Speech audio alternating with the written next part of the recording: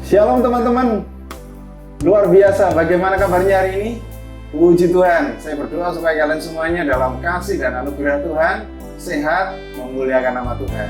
Perkenalkan hari ini dengan saya Yusak.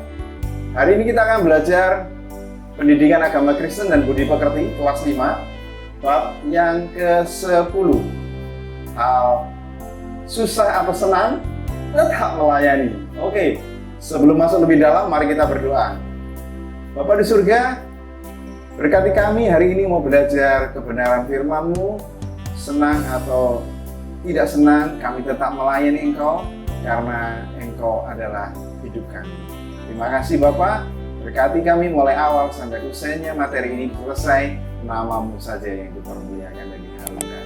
Di dalam nama Bapa, Putra dan Roh Kudus Allah kami yang Esa. Amin. Tujuan pembelajaran kita hari ini adalah supaya kalian bisa mengerti makna melayani. Yang kedua, kalian bisa menyebutkan tantangan-tantangan apa yang akan dihadapi sebagai seorang anak kelas 5 dalam melayani. Kemudian yang tiga, kalian nanti diminta untuk menceritakan pengalaman dari seorang bernama Timotius sebagai seorang muda yang menjadi pemimpin dan pelayan di jemaat. Dan yang terakhir, kalian diminta juga mendaftarkan ya, seperinci hal-hal apa saja yang kalian bisa lakukan ketika menghadapi masalah. Oke. Untuk mendasari bagian ini, kita akan buka Alkitab kita. Silahkan dibuka di 2 Timotius 4 ayat 1-5. Sekali lagi, kalian siapkan Alkitabnya di rumah. 2 Timotius 4 ayat pertama sampai yang ke-5. Pak Yusuf akan membacakan, kalian bisa mempersiapkan, membaca, mengamati bersama-sama. Penuhilah panggilan pelayananmu di hadapan Allah dan Kristus Yesus yang akan menghakimi orang yang hidup dan yang mati. Aku berpesan dengan sungguh-sungguh kepadamu demi penyataannya dan demi kerajaannya. Beritakanlah firman, siap sedialah baik atau tidak baik waktunya. Nyatakanlah apa yang salah, tegurlah dan nasihatilah dengan segala kesabaran dan pengajaran. Karena akan datang waktunya, orang tidak lagi menerima ajaran sehat, tetapi mereka akan mengumpulkan guru-guru menurut kehendaknya untuk memuaskan keinginan telinganya. Mereka akan memalingkan telinganya dari kebenaran dan membukanya bagi dongeng.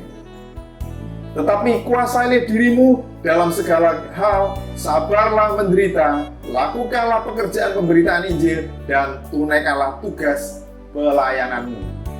Luar biasa ayat ini. Sebelum masuk di materi, di buku kelas 5, bab yang ke-10 ini, ada satu ilustrasi. Mari kita lihat ceritanya. Satu ketika, di sebuah toko tempat menjual pakaian, masuklah seorang perempuan gelandangan. Ya, gelandangan ya. Cirinya kalau gelandangan biasanya wajahnya kusam, bajunya kotor, dan kebiasaan cara hidupnya juga berbeda. Pakaiannya kotor dan terlihat compang-camping. Ia berkeliling melihat-lihat seperti layaknya orang yang hendak membeli sesuatu. Jadi gelandangan ini pede, percaya diri walaupun nggak punya uang. Masuk saja satu toko. Apa yang terjadi? Di depan sebuah baju yang dipajang, ia berhenti. Lalu seorang gadis pelayan mendekatinya. Permisi Bu, apa bisa saya membantu? Tanyanya dengan ramah pelayan ini. Saya ingin mencoba baju ini, kata gelandangan itu. Baik Bu, di sana ya ruang gantinya. Silakan Ibu ke sana. Saya bawa bajunya ya, saya bawakan bajunya ya. Wah, pelayan toko ini ramah sekali. Perempuan gelandang itu lalu mencoba baju yang dipajang itu. Tidak hanya satu, ia mencoba baju yang lain juga. Bisa 2 atau 3 atau 4 atau 5. Kemudian satu lagi dia sampai 5 baju dia coba. Wah, 5 baju dia coba. Si gadis pelayan tetap melayaninya dengan ramah. Baju ini Bu ya? Nah, nggak cocok. Dia ganti baju. Yang ini Bu. Nggak cocok Bu. Ganti lagi. Ketiga, keempat, dan kelima. Si gadis pelayan tetap melayaninya dengan ramah. Kalian luar biasa ya. Pelayan ini melayani dengan ramah tanpa komentar yang negatif. Senyumnya mengembang. Mengembang seperti ini. Tadinya begini. Seperti itu ya, berkembang ya. Ia tidak melihat kesal atau jengkel. Luar biasa pelayan ini. Begitu juga ketika perempuan gelandang itu pergi tanpa membeli satupun baju yang dicobanya. Bayangkan kalau itu kalian dipercaya oleh orang tua, waktu itu bukan kerja, masih kecil kan. Jadi maksudnya kalian dipercaya orang tua pas pelayan tokonya pergi mudik gitu ya. Nggak di rumah, kalian terpaksa diizinkan Tuhan menjaga toko, lalu ada gelandangan. Pasti kamu akan berpikir yang aneh-aneh, menghakimi dan model taman kayak gini, mau masuk di ruang toko saya. Beli apa enggak? Nggak bakalan beli kayak gitu. Tapi pelayan toko ini melayaninya dengan ramah, bahkan dengan senyum yang luar biasa. Lanjut. Begitu juga ketika perempuan gelandang itu pergi tanpa membeli satu baju pun yang ia coba, si gadis mengantaranya sampai pintu keluar. Jadi setelah selesai mengambil baju itu, ia hantar sampai di luar. Luar biasanya. Bahkan dengan sopan, gadis pelayan itu mengucapkan terima kasih atas kunjungan perempuan gelandang itu. Jadi kalau saya peragangi seperti ini. Terima kasih Ibu sudah mengunjungi toko saya. Gelandangan itu pasti akan termangu-mangu ya. Kalau itu saya mungkin. Wah, kok model orang seperti ini masih ada ya di bumi ini ya. Padahal saya nggak beli, saya cuma uji coba. Menguji orang itu baik atau ramah atau jahat. Ternyata kedapatan pelayan toko itu jempol 2 ya. Jadi rupanya ada seorang pria yang sejak tadi memperhatikan dia. Dia mendekati gadis pelayan tadi sambil gini. Ngomong gini, nadanya mungkin agak aneh. Pelayan, tadi gelandangan itu kan sudah jelas nggak beli. Kenapa kamu melayani dia? Kenapa kamu izinkan dia coba-coba baju itu? Baju itu kan nanti bau, ketularan dagingnya, baunya, parfumnya, yang dia, terus kotorannya dia kan nempel di baju yang baru ini. Gimana sih kamu ini? Nah, luar biasa ya. Laki-laki ini luar biasa yang negatif maksudnya. Jawab perempuan itu, jawabin pelayan ini. Saya ini kan hanya pelayan di sini. Tugas saya kan melayani siapa saja. Kata siapa saja itu nggak peduli. Gelandangan, orang kaya, orang miskin, laki, perempuan. Tidak peduli. Siapapun yang datang ke sini dengan sebaik-baiknya. Entah orang itu datang membeli atau tidak, itu bukan urusan saya. Gitu ya, luar biasa. Jadi pelayan itu melayani dengan tulus dan sesuai prosedur SOP. Pertanyaan sekarang.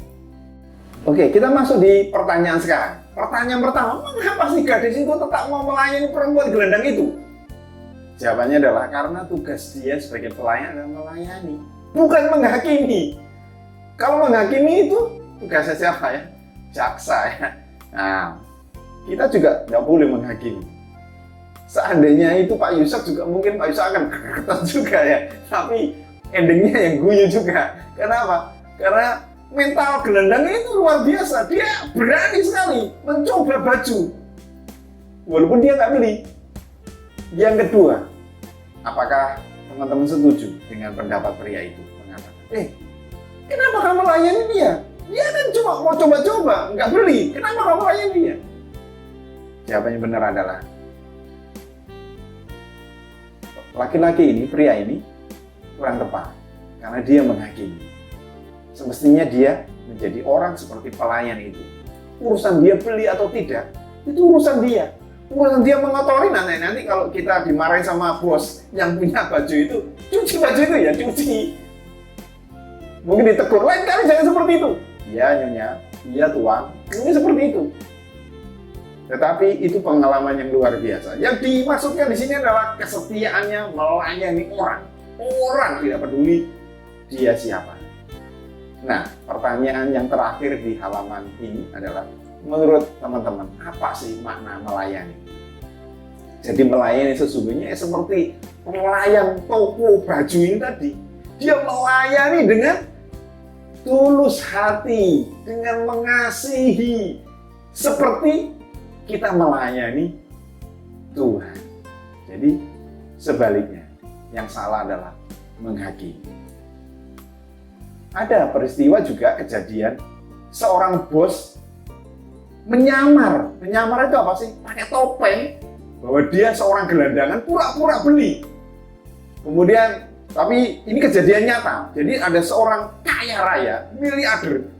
Dia mencoba beli jam tangan yang harganya miliaran. Kemudian dia pakai baju compang-camping, kemudian dia dengan yakinnya dia mau nawar, ini berapa harganya? Pelayan itu nggak mau jawab. Yang ini berapa harganya? Pelayan toko itu nggak jawab. Kemudian dia keluarkan uangnya di karungnya itu. Langsung dia bayar. Oh iya, minta maaf karena dia sedang menyamar.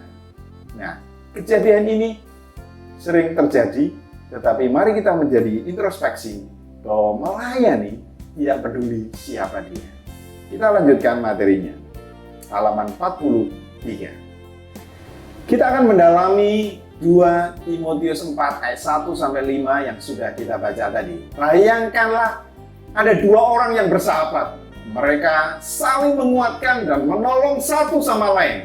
Yang satu memberi saran kepada yang lain dan sebaliknya. Teks Alkitab yang teman-teman sudah baca adalah tulisan Paulus yang disampaikan kepada Timotius, pemimpin jemaat yang usianya masih muda.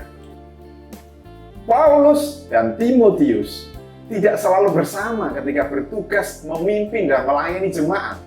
Mereka berada dalam satu tempat yang berbeda dan jauh. Namun mereka tetap berkomunikasi. Jadi pada zaman itu adalah mereka berkirim surat pakai papirus, lembaran-lembaran daun ditulis gitu ya. Sekarang kita pakai kertas ya. Pada masa itu ada ajaran-ajaran yang tidak benar dan disebarkan oleh orang-orang yang jahat. Dalam kehidupan sehari-hari ada banyak macam tipe orang. Ada orang yang mau mendengar nasihat yang baik, tapi ada juga yang tidak mau mendengar nasihat. Ada orang yang peduli, ada juga orang yang tidak peduli. Ada yang egois, cuek, dan mau menang sendiri. Pada waktu itu keadaan makin parah. Orang-orang hidupnya justru makin buruk dan keras kepala. Keras kepala itu apa ya? Semua kepala kan keras ya. Maksudnya dinasihati nggak mempan, ditegur nggak mempan, itu namanya keras kepala ya. Tidak mau mendengar orang lain dan hanya memperhatikan dirinya sendiri. Wah, aku belum makan sendiri. Aku belum minum sendiri. Temannya kelaparan, ya urusanmu. Nah, seperti itu pada zaman itu. Mereka hanya suka mendengar apa yang menyenangkan telinganya. Kita harus akui kadang-kadang nasihat yang baik memang tidak selalu enak didengar. Oleh sebab itu, tidak semua orang mau mendengar nasihat, meskipun nasihatnya itu baik. Pada waktu itu, ada orang-orang yang mengaku Kristen, mengikut Kristus, tetapi hidupnya nggak sesuai karakter Kristus. Dari pakaiannya orang tahu bahwa dia seorang Kristen, tetapi kata-katanya, perbuatannya nggak sesuai, malah memperburuk, justru buruk dari citra Kristen. Mereka tidak melakukan perbuatan yang benar dan baik, malah melakukan hal yang salah. Untuk mengatasi itulah akhirnya Paulus memberikan semangat sama Timotius untuk terus melakukan pelayanan kepada orang banyak, kepada jemaat, kepada siapapun yang ada di sekitarnya. Jadi Paulus menulis surat, Paulus, kamu jangan pantang menyerah melayani jemaat. Paulus, kamu jangan patah semangat, kamu tetap melayani orang-orang seperti itu. Walaupun orang itu kelakuannya salah, kelakuannya jahat, kelakuannya tidak benar, suka nibulin, tetap kamu harus melayani orang-orang seperti itu. Paulus mengingatkan Timotius untuk terus memberitakan firman Tuhan. Entah baik atau tidak baik, hujan atau terang, nggak punya uang atau punya uang, tetap melayani. Itu adalah semangat yang dikobarkan Paulus kepada Timotius. Timotius harus berani menegur orang-orang yang berbuat salah agar tidak mengulanginya. Paulus meminta Timotius agar tetap sabar melakukan pelayanan itu. Jadi konteksnya sulit sekali. Kenapa? Karena Timotius masih kecil, masih muda, menasihati orang yang tua. Jadi Timotius ini masih muda, menasihati orang tua. Kenapa? Orang tuanya yang salah. Bukan orang tuanya Timotius, maksudnya jemaat yang ada di tempat pelayanannya Timotius itu loh. Suka melawan, suka menang sendiri, pilih-pilih ayat-ayat yang enak. Firman Tuhan yang benar diambil, yang enggak dipakai. Pilih-pilih. Nah, seperti itu. Nah, tentunya pekerjaan itu tidak mudah. Timotius harus menghadapi orang-orang yang sulit dan menyebalkan. Atau mungkin malah mengancam hidupnya. Suka atau tidak suka, pada keadaan tersebut Timotius harus terus melakukan tugasnya sebagai pemimpin jemaat yang melayani orang banyak. Jadi kita tahu bahwa memimpin orang banyak itu nggak mudah. Mimpin dirinya sendiri aja nggak bisa, apalagi mimpin orang lain. Nah, Timotius ini bisa melayani, memimpin orang. Banyak orang berarti juga banyak masalah, ada banyak permasalahan, kemauannya juga banyak. Seorang pemimpin harus berhikmat, memiliki bijaksana dalam menghadapi permasalahan. Jadi ada dua hal yang diminta Paulus kepada Timotius dalam melakukan tugas pelayanan. Yang pertama, menguasai diri. Jadi, saya kembalikan sama pelayan toko tadi. Kalau seandainya pelayan toko tadi ada karakternya, karakter laki-laki tadi, mungkin gagal Timotius. Karena dia tidak menguasai diri. Tetapi bersyukur pelayan tadi sukses melayani orang ciamik luar biasa. Sehingga gelandangan itu puas walaupun dia menguji imannya pelayan toko itu tadi. Yang kedua, Paulus diminta sabar menderita. Ditekan kanan kiri, muka belakang. Kamu itu masih muda atau orang tua? Mungkin diperlakukan seperti itu. Nah, itu yang dialami oleh Timotius sebagai seorang muda yang melayani orang lain. Jadi orang kecil melayani orang besar. Orang muda melayani orang yang tua. Mestinya kan orang tua yang melayani orang muda. Kenapa begitu? Karena Timotius dipandang mampu, punya pengalaman, punya reputasi, nama baik yang sudah terbukti dari orang tuanya, neneknya, dan semuanya yang mengelilingi dia. Tentu hal ini tidak mudah dan tidak menyenangkan. Bayangkan jika kamu, teman-teman, menjadi Timotius, pasti rasanya nggak enak ya, menegur orang tua. Tetapi justru itulah yang menjadi tantangan menjadi pengikut Kristus. Kualitas diri yang baik dapat dilihat dari kemampuan kita untuk tetap setia melakukan tugas dengan baik. Tantangan itu justru menjadi ujian. Ingat ya, ketika ada tantangan jangan mundur. Ketika ada tantangan jangan salah nggak punya pulsa Pak, paketannya habis Pak. Itu bukan masalah. Jadi kalau nggak punya paketan data, nggak punya data internet, itu bukan masalah. Orang tuamu udah tahu kapan waktunya beli, kapan waktunya tidak beli. Jangan sampai boros dengan paketan data. Ingat, hari-hari ini banyak anak-anak main game, lupa bahwa uangnya itu dari orang tua. Tantangan itu justru menjadi ujian untuk melihat seberapa kuat kita menghadapinya. Ini sama seperti ketika teman-teman memasuki sekolah yang berkualitas, yang ada di dalamnya terdapat proses pembelajaran yang menguji kualitas teman-teman sebagai seorang siswa. Setiap proses pembelajaran di dalamnya pada akhirnya akan diuji sejauh mana kualitas dirimu sebagai seorang siswa. Di bagian akhirnya, halaman 43, ada pertanyaan lagi. Jangan khawatir, saya akan memberikan clue-nya ya. Pertanyaan pertama, apa yang teman-teman bayangkan ketika mendengar kata melayani? Ayo, tolong dipikirkan, melayani. Melayani itu apa yo? Melayani itu, wah pasti berat, pasti disuruh ya, pasti menjadi jongos ya. Jadi apa yang kita bayangkan secara global tentang kata melayani adalah tugas. duty, tugas. Yang kedua, menurut teman-teman, apa yang teman-teman merasakan jika teman-teman menjadi Timotius? Apakah patah semangat, atau semakin semangat, atau biasa-biasa saja? Mestinya sebagai seorang anak Tuhan, ketika menghadapi tantangan, kita melihat bahwa ada Tuhan di balik setiap peristiwa itu. Jadi kita harus tetap semangat. Apa? Iya, semangat. Yang ketiga, pada masa sekarang, pelayan seperti apa yang teman-teman lakukan? Bisa teman-teman lakukan di rumah, di sekolah, di gereja, atau di lingkungan tempat tinggal teman-teman. Apa? Ya, mulai dari yang sederhana. Kalau di rumah kita bisa cuci piring, cuci gelas. Kalau dulu waktu Pak Yusa kelas 5 itu sudah belajar nyuci bajunya sendiri. Jadi bajunya Pak Yusa kelas 5 itu masih ingat dulu. Karena nyuci itu masih memorinya ingat. Oh iya, dulu saya kelas 5 itu pertama kali saya nyuci baju. Bisa. Walaupun nggak bersih.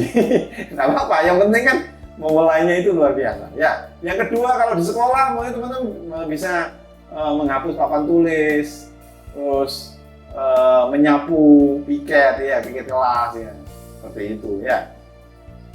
Terus di sekolah datang tepat waktu, itu juga bentuk pelayanan yang baik. Kemudian kalau di gereja, teman-teman kalau bisa suaranya bagus, bisa jadi song leader ya. Kalau aku suaraku fals Pak, ya kalau fals ya sembunyi. Maksudnya bisa pakai tugas yang lain, bisa membawa kantong persembahan, atau bisa ngangkat apa yang bisa diangkat itu, yang bisa untuk pertolongan pelayanan pekerjaan Tuhan. Baik, sekarang kita masuk di arti melayani ya. Secara literal, melayani itu diartikan sebagai kegiatan membantu, menyiapkan, mengurus apa-apa yang diperlukan oleh seseorang. Jadi ini bukan pekerjaan yang gampang dilakukan, karena menyiapkan. Tapi persiapan itu adalah 90% keberhasilan. Jadi kalau seorang sudah menyiapkan sesuatu, dia sudah 90% sudah berhasil, tinggal 10% di depan. Itu luar biasa. Karena melayani juga berarti memberi diri menjadi terlihat lebih rendah dari yang dilayani. Ya, melayani, itu di bawah, kalau dilayani itu yang di atas.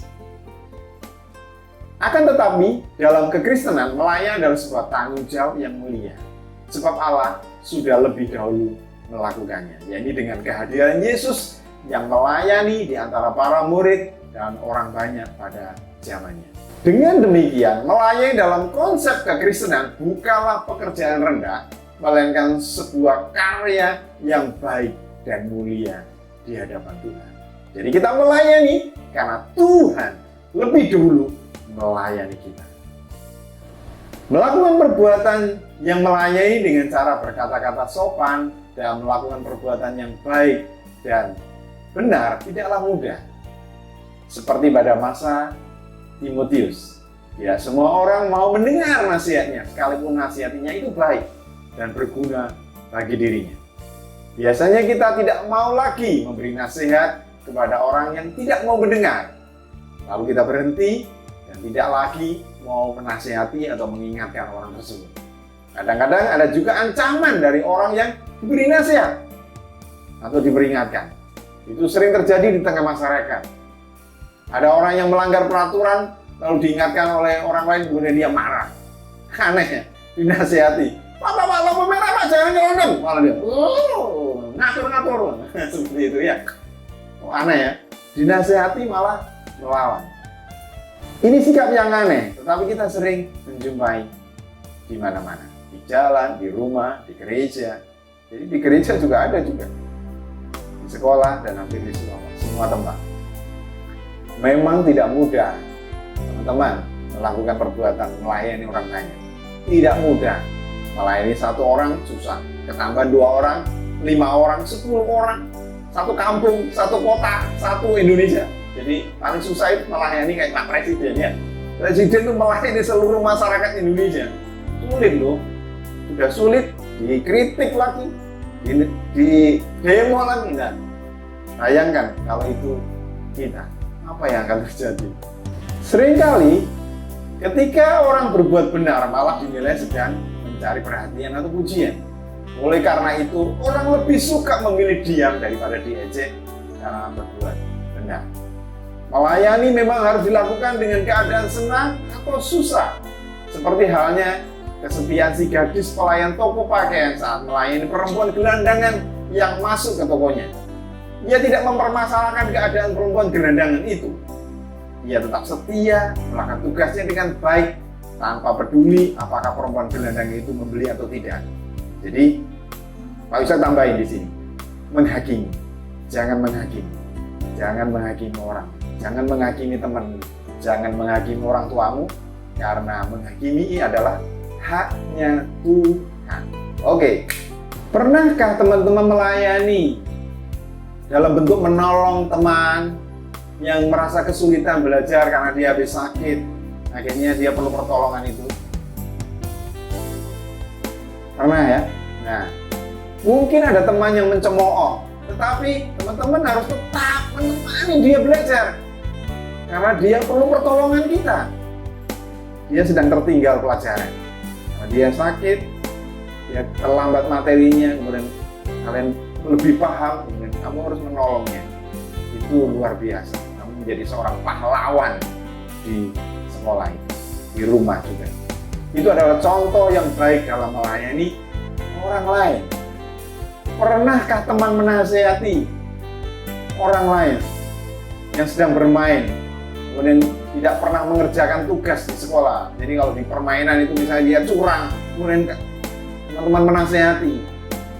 Kalau tahu kesalahan, kemudian teman-teman diam, maka teman-teman juga salah. Karena udah tahu dia salah, teman-teman diam. Contoh lagi, ada teman buang sampah. Udah lihat teman buang sampah di depanmu, tidak pada tempatnya, kamu diam aja.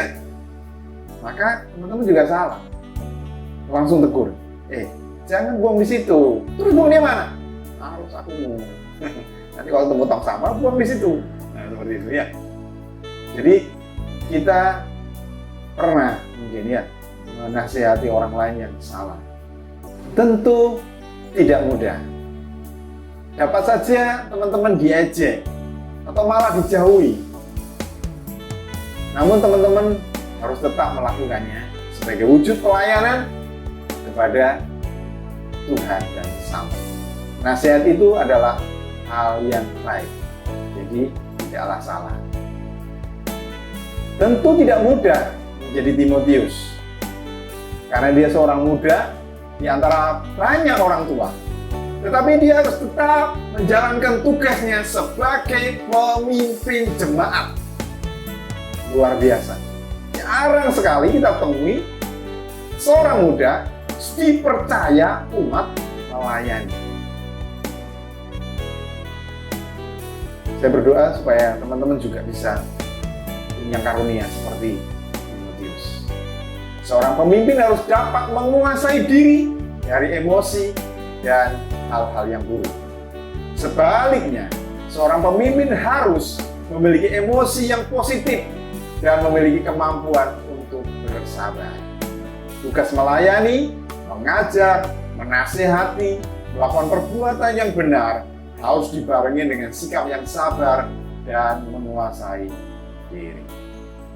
Kita masuk dalam arti menguasai diri. Menguasai diri itu artinya memiliki kemampuan mengendalikan diri. Jadi kemampuan mengendalikan diri. Jadi ketika ada orang sedang memuji saya, maka saya harus tetap kuat. Apakah saya membalas atau saya tetap diam atau saya memberikan respon yang positif atau negatif. Itu tergantung kepada kita. Itu yang dimaksudkan penguasaan diri. Jadi kemampuan mengendalikan diri. Jadi diri kita harus seperti motor, mobil yang sedang berjalan di rel yang benar. Kemudian ketika ada batu, ada masalah, maka ketika mobil ini bisa menghindari atau melompati masalah itu, maka itu yang dimaksud dengan kita sukses melalui permasalahan pergumulan kita. Kita bisa mengendalikan apakah kita gagal atau berhasil. Tergantung diri kita.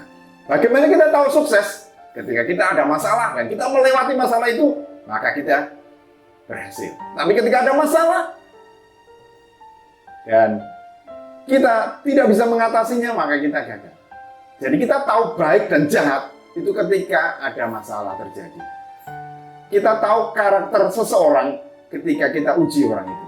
Kita tahu orang ini baik atau jahat. Kita kasih uji, kita kasih masalah supaya kita tahu orang ini baik. Jadi kita bisa menyimpulkan tadi pelayan toko tadi.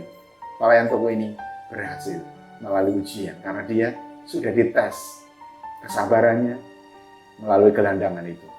Baik. Kita membutuhkan kemampuan bukan saja untuk melakukan sesuatu, tapi juga untuk tidak melakukan sesuatu. Kita membutuhkan kemampuan untuk melakukan apa yang baik dan benar. Sebaliknya, kita juga membutuhkan kekuatan untuk tidak melakukan perbuatan yang buruk atau jahat. Oleh karena itu, seorang teolog yang bernama Reinhold Niebuhr pernah menulis sebuah doa demikian. God, give me grace to accept with serenity the things that cannot be changed. Courage to change the things which shall be changed. And the wisdom to distinguish the one from the other. Di sini berikan artinya demikian. Tuhan, berikan aku keheningan untuk menerima apa yang tidak dapat kuubah. Namanya kamu nggak bisa mengubah ya, jangan macam-macam. Kamu nggak bisa mengubah, kok mau mengubah? Minta pertolongan Tuhan. Tuhan, berikan aku keberanian mengubah apa yang harus kuubah. Jadi kalau teman-teman diberi kemampuan, aku masih bisa melakukan ini. Ya lakukan itu maksudnya. Dan berikan aku hikmat untuk membedakan keduanya. Doa itu mengandaikan bahwa dalam kehidupan dunia ini membutuhkan pertolongan Tuhan melalui Roh Kudus untuk melayani kita, melakukan perbuatan yang benar dan juga menolak yang tidak benar. Manusia tidak dapat mengandalkan pikiran dan kekuatannya sendiri. Manusia itu terbatas. Karena itu butuh pertolongan orang lain dan butuh Tuhan. Jadi jangan merasa kamu, saya kaya itu karena kekuatanku. Aku bisa itu karena aku yang belajar, aku berlatih. Itu namanya merusak asal usul. Karena kita asalnya tidak bisa belajar dan menjadi baik. Doa itu mengajarkan kita untuk memohon hikmat Allah agar dapat membedakan mana yang dapat diubah dan mana yang tidak. Allah menguatkan kita untuk menerima apa yang tidak dapat diubah, tetapi juga sekaligus memberikan kekuatan untuk mengubah apa yang dapat diubah. Simpel kan? Bagaimana teman-teman sebagai seorang anak melayani dalam hidup sehari-hari sekarang? Kembalikan kepada teman-teman semuanya. Saya ulang, bagaimana respon teman-teman dalam melayani orang tua, teman, keluarga, tetangga, yang menjadi pertanyaan dan pikiran kita adalah, itu memang harus menjadi pertanyaan yang terus teman-teman temui dalam diri. Dengan begitu, teman-teman bisa diingatkan untuk mengambil peranan, untuk melakukan tugas pelayanan seperti yang Timotius lakukan. Atau yang seperti gadis pelayan tadi lakukan dalam melayani orang lain. Kadang-kala kita memberi karena orang itu baik sama kita. Kita tidak mau memberi karena orang itu jahat. Kita tidak bisa menolong orang itu karena orang itu nggak kita kenal. Berilah pertolongan, siapapun itu. Kalau Tuhan gerakan, lakukanlah itu. Tentu teman-teman harus yakin bahwa saat melakukan pelayanan dalam kehidupan teman-teman sehari-hari, mungkin tidak melakukan seorang diri. Tuhan melalui Roh Kudus-Nya akan menyertai teman-teman semuanya sebagai orang-orang yang percaya kepada Dia dan selalu berharap akan penyertaan Tuhan.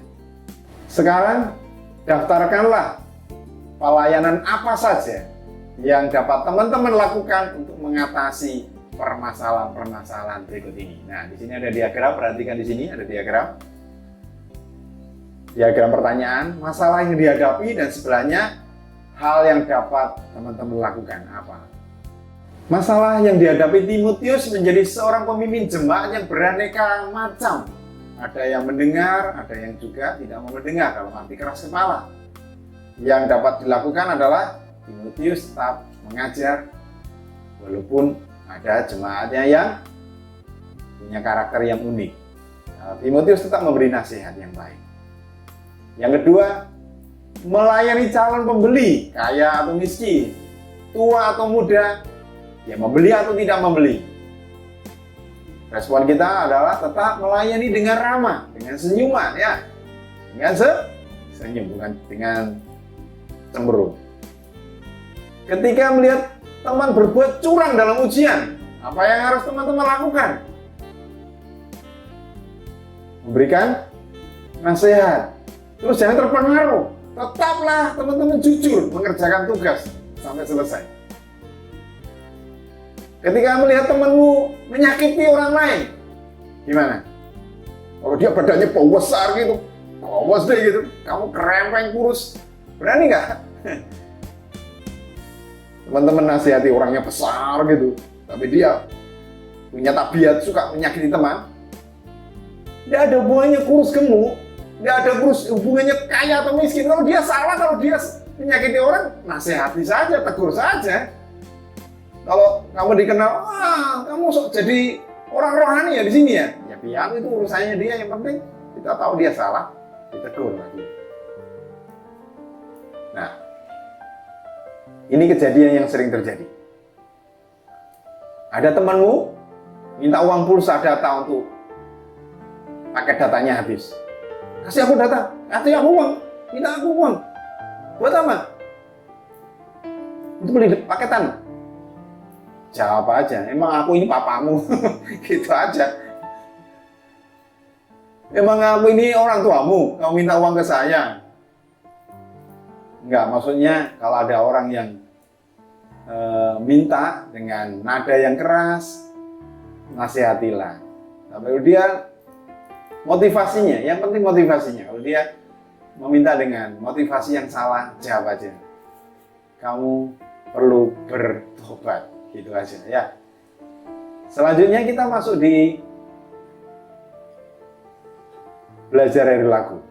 Nyanyikanlah bersama dengan teman-temanmu hidung pelengkap pujian nomor 264. Kalian bisa searching di YouTube, apalah arti ibadahmu. Pak Isa akan bacakan, Pak Isa nggak nyanyi, Pak Isa akan bacakan saja. Nah, setelah ini ada pertanyaan di balik ini, apalah arti ibadahmu kepada Tuhan? Bila tiada rela sujud dan syukur. Apa arti ibadahmu kepada Tuhan? Bila tiada hati yang tulus dan syukur. Penegasannya di ref, ibadah yang sejati jadilah persembahan, memberi diri maksudnya. Ibadah yang sejati, kasihanilah temanmu, kasihilah sesamamu. Ibadah yang sejati, berkenanlah hidupmu kepada Tuhan. Hiduplah jujur, tulus, ibadah murni bagi Tuhan. Marilah ikut melayani orang berkeluh, agar iman tetap kuat serta teguh. Itulah tugas pelayanan juga panggilan. Persembahan yang berkenan bagi Tuhan. Berbahagialah orang yang hidup beribadah, yang melayani orang susah dan lemah, dan penuh kasih menolong orang yang terbeban. Itulah tanggung jawab orang beriman. Nah, bagian ini kalian diminta menjawab pertanyaan. Ya, di bagian akhir ada pertanyaan lagi terkait dari lagu yang kita udah baca tadi. Apa arti ibadah yang sejati menurut syair dalam lagu tersebut? Jadi, artinya adalah melayani Tuhan dan sesama. Jadi, ibadah adalah wujud bentuk kita melakukan tugas melayani Tuhan dan sesama. Yang kedua, apa yang harus dilakukan oleh orang-orang yang beribadah kepada Tuhan. Yang dilakukan adalah melakukan tugas pelayanan dengan hati yang tulus dan ucapan syukur kepada Tuhan. Tuliskanlah pengalamanmu ketika melayani. Nah, kalian bisa menceritakan ini. Ini kesempatan teman-teman untuk menuliskan ketika dipakai Tuhan melayani, entah menjadi pemimpin pujian, angkat kantong persembahan, main musik, kemudian nyapu gereja, atau di rumah. Jadi bisa di rumah, bisa di sekolah, bisa di manapun ya. Nah, Pak Ishak punya pengalaman. Waktu itu Pak Ishak sedang belajar main gitar. Waktu itu sudah belajar main gitar, kemudian Pak Ishak baru bisa disuruh melayani main gitar di sekolah minggu. Tapi waktu itu Pak Ishak rasa masih kacau karena belum hafal kunci-kunci, tapi Pak Ishak karena tidak ada orang waktu itu, ngajar saja, main saja, walaupun salah-salah. Tapi motivasinya adalah kita melayani Tuhan. Tapi akhirnya ketika masuk di SMP, SMA, sudah mulai sedikit bisa dan memberkati banyak orang. Itu contoh tentu. Kalian bisa menuliskan pengalaman kalian dalam melayani Tuhan ya. Yang terakhir, tuliskanlah doa kepada Tuhan yang isinya mengharap pertolongan Tuhan dalam melayani. Jadi maksudnya jangan pakai kekuatan sendiri karena kita ini asalnya dari Tuhan. Contohnya mungkin doa, Tuhan berkati aku Tuhan untuk bisa melayani pekerjaanmu, di rumahmu, di gerejamu, di keluargaku, supaya aku bisa menyenangkan hati Tuhan. Karena saya tahu bahwa hidup ini sesungguhnya adalah untuk Tuhan, karena dari Tuhan asalnya. Terima kasih Tuhan. Amin. Seperti itu. Nah, kita sampai kepada konklusi dari materi ini. Apapun keadaannya, seorang pengikut Kristus harus tetap melakukan pelayanan dengan berbuat baik dan benar terhadap sesamanya. Entah suka atau tidak suka, kalian sukai atau tidak sukai, teman-teman harus melayani Tuhan. Dalam keadaan senang atau sedih, keadaan duka atau sukacita, tetap melayani. Karena apa? Melayani tidak ada hubungannya sama keadaan waktu. Melayani tidak ada hubungannya sama uang. Melayani tidak ada hubungannya sama ruang dan waktu. Kenapa? Karena Tuhan sudah melayani kita. Maka kita juga wajib melayani Tuhan dengan melayani sesama. Mari kita tutup bagian ini dengan doa. Mari kita datang kepada Tuhan. Bapa di surga, terima kasih untuk materi ini. Kami tahu Tuhan bahwa kami bisa melayani Engkau karena Engkau sudah terlebih dahulu melayani hidup kami. Engkau sudah mati di atas kayu salib untuk menebus dosa saya dan kesalahan kebodohan saya. Maka tiba saatnya saat ini Tuhan, kami persembahkan hidup ini kepada Engkau. Karena Engkau adalah pemilik hidup saya, maka sewajarnya lah saya memberikan seluruh hidup saya kepada Engkau. Tidak peduli kami dalam keadaan suka atau duka, dalam keadaan punya uang atau tidak punya uang, dalam kondisi tidak punya paketan data atau punya paketan data. Kami dalam keadaan apapun, kami mau tetap melayani Engkau. Karena Engkau adalah pelayan kami yang sejati. Terima kasih Bapa. Kami kembalikan pujian, hormat, syukur kami kepada Bapa yang kekal, Bapa yang mengasihi kami. Amin. Oke, terima kasih sudah mengikuti materi Bapak mulai awal sampai usai. Kita akan bertemu pada pertemuan yang akan datang. Tuhan Yesus memberkati.